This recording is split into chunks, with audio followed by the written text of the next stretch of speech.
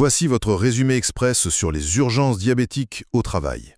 Vous savez, le cerveau c'est hypersensible aux baisses de sucre et une crise peut frapper un collègue sans prévenir, souvent après un petit effort physique ou un repas sauté. Donc, il faut réagir super vite. Premièrement, essayez pas de jouer au docteur pour deviner si c'est une hypo ou une hyperglycémie. En urgence, la règle est simple, donnez du sucre, parce que ça va littéralement sauver un cerveau en manque, sans du tout aggraver le cas si le taux de sucre est déjà trop haut. Deuxièmement, apprenez à repérer rapidement les signaux d'alarme. Gardez l'œil ouvert si un collègue devient d'un coup super pâle, tout moite, s'il se met à trembler ou s'il a l'air confus ou franchement irritable. Troisièmement, on applique le protocole 11. C'est juste la marche à suivre, selon l'état de conscience de la personne. Si le collègue est conscient, donnez-lui 15 à 20 grammes de sucre rapide, genre du jus ou un chocolat, et on répète après 15 minutes si ça passe pas. Par contre, si la personne est inconsciente, là, donnez absolument rien par la bouche. Mettez-la plutôt en position latérale de sécurité s'il n'y a pas de traumatisme bien sûr, et appelez les secours directs. Pour résumer, face à un malaise diabétique, le sucre c'est vraiment votre réflexe numéro 1. Alors restez avec nous pour creuser tous les détails de ce fameux chapitre 11 dans l'épisode complet qui suit à l'instant. Plantons un peu le décor, si on veut bien. On est au bureau, une journée tout à fait normale. Les opérations suivent leur cours, la routine est bien installée. Ouais, le classique, quoi. Voilà. Et puis, de manière complètement abrupte, il y a un collègue ou une collègue qui s'arrête de travailler. Ses mains se mettent à trembler, son teint devient hyper pâle. Et le front qui se couvre de sueur froide. Exactement.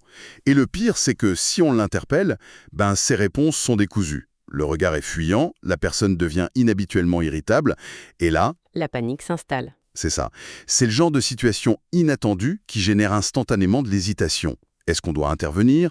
Est-ce qu'on appelle un médecin? Ou est-ce qu'on attend de voir si ça passe? Mais cette hésitation, c'est vraiment la réaction la plus courante face à une urgence médicale hors d'un hôpital. C'est l'instinct de ne pas aggraver l'état de la personne qui crée une espèce de paralysie. Et c'est exactement pour ça qu'on fait cette exploration approfondie aujourd'hui. On veut transformer cette peur en un plan d'action clair. Tout à fait. Et pour dissiper cette incertitude, notre décryptage s'appuie sur une source qui est vraiment incontournable dans le domaine. Il s'agit de la 9e édition sortie en 2022 du manuel Secourisme en milieu de travail. Publié par la CNEST, c'est bien ça? Exactement, la Commission des normes, de l'équité, de la santé et de la sécurité du travail. C'est un document qui est conçu spécifiquement pour standardiser les interventions d'urgence sur le terrain. Donc, l'objectif de notre analyse, c'est de décortiquer plus précisément le chapitre 11, celui qui est consacré aux problèmes diabétiques et au fameux protocole médical 11. Oui, le but, c'est de prendre ces directives médicales, qui peuvent paraître denses, et d'en faire une séquence logique que n'importe quel témoin pourrait appliquer sans paniquer. Alors, commençons par la mécanique de base. Pour vulgariser un peu, on sait que le corps produit de l'insuline. On pourrait voir l'insuline comme le contrôleur aérien du taux de sucre dans le sang.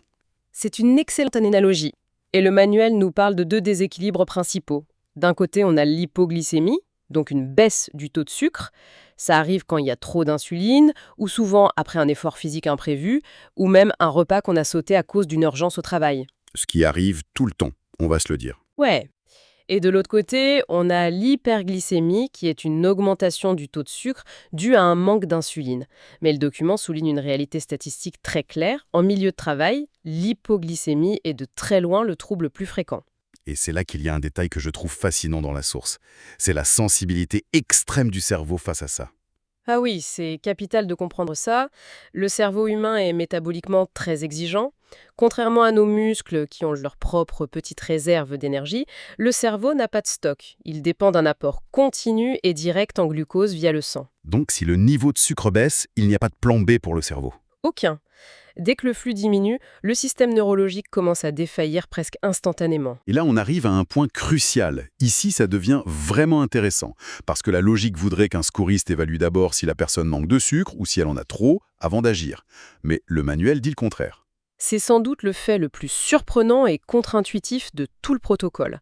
En situation d'urgence, le secouriste n'a absolument pas à faire la distinction entre une hypoglycémie et une hyperglycémie. Il faut qu'on explique pourquoi, parce que ça enlève un poids énorme sur les épaules de la personne qui intervient. La physiologie l'explique très bien. L'objectif absolu, immédiat, c'est de fournir du glucose à un cerveau qui en est privé. Donner du sucre à une personne en hypoglycémie, ça stoppe les symptômes et ça sauve des cellules cérébrales. D'accord. Mais si la personne a déjà trop de sucre, si elle est en hyperglycémie, Eh bien, lui donner un peu de sucre en plus n'aggravera pas dangereusement son état dans l'immédiat. Les complications d'une hyperglycémie, ça se compte en jours ou en semaines, alors que le danger de l'hypoglycémie, il est foudroyant. Se tromper en donnant du sucre n'est pas mortel à court terme, mais ne pas en donner à un cerveau qui meurt de faim, ça c'est une urgence vitale. C'est un immense soulagement de savoir ça. Le traitement d'urgence est exactement le même dans les deux cas. On n'a pas à jouer au médecin. Exactement. Le protocole standardise le traitement. Mais bon, encore faut-il repérer les signaux d'alarme. Le manuel dresse un tableau clinique très précis. On a parlé tout à l'heure de la peau moite, pâle, des tremblements, de la transpiration. Ça, c'est très visuel. Oui, ce sont les signes physiques. Mais il y a toute la dimension neurologique et comportementale qui s'ajoute à ça. Ce qu'on appelle la neuroglycopénie. C'est-à-dire le cerveau qui manque de sucre. C'est ça. Et ça se manifeste par de la confusion, de la nervosité. Et c'est là qu'on voit des changements de personnalité, de l'irritabilité soudaine, voire de l'agressivité. C'est fou de se dire qu'un collègue d'habitude très calme pourrait devenir agressif juste parce qu'il manque de sucre. On pourrait presque penser à un problème de comportement ou à une intoxication. Tout à fait. Et c'est le piège. Un témoin non averti pourrait mal interpréter la situation et retarder l'intervention. Il faut aussi ajouter l'altération de l'état de conscience. Ça peut aller de la simple somnolence à l'inconscience totale et même jusqu'aux convulsions. Et la personne peut aussi ressentir une faim ou une soif intense, des nausées. Bref, le tableau peut sembler complètement chaotique de l'extérieur. C'est pour ça qu'il faut garder son calme et suivre le protocole médical 11, étape par étape. La première étape, comme dans tout acte de secourisme, c'est d'évaluer la sécurité des lieux. S'assurer qu'il n'y a aucun danger pour soi-même avant d'approcher. On ne veut pas devenir une deuxième victime. Une fois que c'est sécurisé, on entre dans l'évaluation primaire, le fameux LBC dont parle le texte. On peut le décortiquer ensemble. Bien sûr, c'est l'épine dorsale de l'intervention. Le L', c'est pour l'état de conscience. C'est le premier contact. On parle à la personne, on voit si elle réagit. Ensuite, le A. Le A, c'est pour l'ouverture des voies respiratoires, de l'anglais airway. On s'assure que rien ne bloque le passage de l'air. Le B, c'est pour breathing, la respiration. On regarde si le thorax se soulève, on écoute. Et enfin, le C pour circulation. Vérifier le pouls, regarder la couleur et la température de la peau. Et le manuel insiste lourdement sur un point à ce stade-ci. Il faut alerter les services préhospitaliers d'urgence très rapidement. Ne pas essayer de gérer ça tout seul dans son coin. C'est impératif. La chaîne de survie doit être activée immédiatement. On ne perd pas une minute. Bon, les secours sont appelés, on a fait notre LABC. C'est là qu'on arrive à un embranchement critique dans le protocole. Tout dépend d'une chose. Est-ce que la personne est consciente ou inconsciente? C'est la bifurcation Nulger, oui. Basée sur notre fameux L. Alors prenons le premier cas, la personne est consciente. Elle est confuse, elle tremble, mais elle a les yeux ouverts, elle peut avaler. Que fait-on concrètement avec le sucre? Le manuel est très précis. Il faut donner entre 15 et 20 grammes de glucose. Pas plus, pas moins. Cette dose de 15 à 20 grammes, c'est suffisant pour relancer le métabolisme du cerveau et faire remonter la glycémie, sans provoquer de problèmes gastriques sévères ou un pic de sucre démesuré. Et dans la vraie vie, ça ressemble à quoi 15 à 20 grammes? Le manuel donne des exemples très concrets qu'on trouve facilement au bureau. Une petite brique de jus de fruits, du moment que ce n'est pas un jus diététique, évidemment. Ah oui, le soda sans sucre, ça ne sert strictement à rien ici. Exactement. Il faut du vrai sucre. Ça peut être des fruits, du chocolat, ou si l'entreprise est bien équipée, de la pâte de glucose ou des comprimés prédosés. Des sucres simples qui s'absorbent vite. Ok. La personne boit son jus. Et après? Le document parle d'une règle cruciale, la règle des 15 minutes. Oui, on administre et on observe. On ne continue pas à gaver la personne de sucre si elle ne va pas mieux dans la minute. Le corps a besoin de temps. Le sucre doit passer par l'estomac, l'intestin, le sang, puis atteindre le cerveau. Ça prend environ 15 minutes.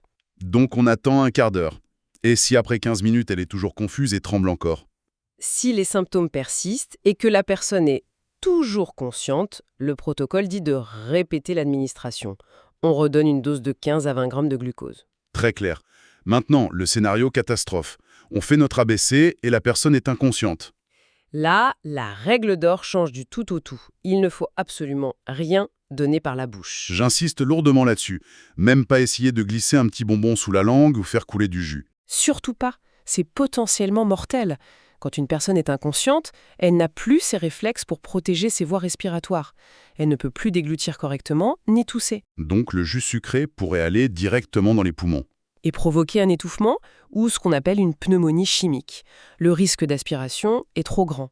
L'intervention ne porte plus sur le sucre, mais sur la protection des voies respiratoires par le positionnement. On parle de la fameuse PLS, la position latérale de sécurité. C'est ça, on installe la personne sur le côté, la tête légèrement en arrière et tournée vers le bas. La gravité va faire son travail. Si la personne vomit, ce qui est un symptôme possible de la crise, les fluides vont s'écouler vers l'extérieur. Et ça empêche aussi la langue de tomber en arrière et de bloquer la trachée. Mais attention, la CNSS mentionne une exception majeure à cette mise en PLS. Il faut vraiment analyser la scène. Oui, l'exception du traumatisme. Si on soupçonne que la personne s'est blessée à la colonne vertébrale en tombant, par exemple si elle a violemment heurté un bureau ou si elle est tombée d'une échelle avant de s'évanouir. Dans ce cas-là, on ne la tournait pas sur le côté. Non. Le risque d'aggraver une fracture cervicale et de causer une paralysie irréversible est trop important. On la laisse dans la position où on l'a trouvée, on essaye de stabiliser la tête si on sait comment faire, et on attend les secours. C'est fascinant de voir comment le secourisme, c'est vraiment de l'analyse en temps réel. Bon, imaginons que tout se passe bien. Notre collègue était conscient, il a pris son jus de fruits. Après 15 minutes, son teint redevient normal, il ne tremble plus. Il nous dit même « C'est bon, je me sens super bien, je retourne travailler ». Fin de l'histoire? Absolument pas. Le manuel est catégorique là-dessus. C'est une règle d'or. La disparition des symptômes crée une fausse sensation de sécurité. Même si la personne se sent parfaitement bien, elle doit toujours, sans exception, être dirigée vers des soins spécialisés. Pourquoi? Puisqu'elle va mieux. C'est pas ce qui a causé la chute initiale. De plus, l'insuline qui a provoqué la crise est peut-être encore active dans son corps. Le jus de fruits, c'est du sucre rapide, ça va se consommer très vite. Le risque d'une deuxième crise, souvent plus sévère, est énorme dans les heures qui suivent. Donc le rôle du secouriste, c'est aussi de s'assurer que la personne voit un médecin, et en attendant, on continue de revérifier l'état de conscience, la respiration, la circulation. Tout à fait. On monitore l'ABC en boucle jusqu'à l'arrivée des ambulanciers. Si on prend un peu de recul, le so what de tout ça, c'est vraiment l'autonomisation des témoins. Savoir que le protocole officiel exige de donner du sucre dans tous les cas de crise diabétique consciente, ça retire un poids psychologique immense. On n'a plus peur de faire la mauvaise erreur médicale. C'est la beauté d'un tel protocole. Il transforme une urgence qui a l'air chaotique en une simple série d'étapes algorithmiques. C'est un savoir très simple qui donne littéralement le pouvoir de sauver les fonctions cérébrales de quelqu'un. En préparant cette analyse, il y a une pensée qui m'a frappé, et je sais que tu as aussi tiqué là-dessus dans le manuel. C'est la vitesse à laquelle un simple manque de sucre efface complètement la personne qu'on connaît. C'est une réflexion presque philosophique, oui.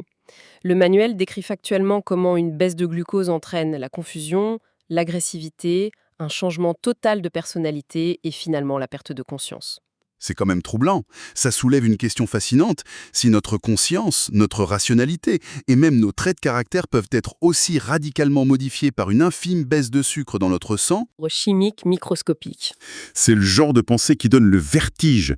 Notre esprit si complexe est au final l'otage de nos approvisionnements cellulaires. On tient littéralement à quelques grammes de glucose. C'est une excellente réflexion pour terminer.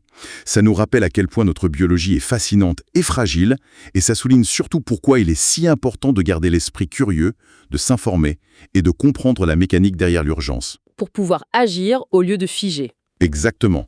Merci à tous d'avoir suivi cette exploration en profondeur du protocole médical 11. Gardez ces informations en tête, on ne sait jamais quand elles pourraient servir.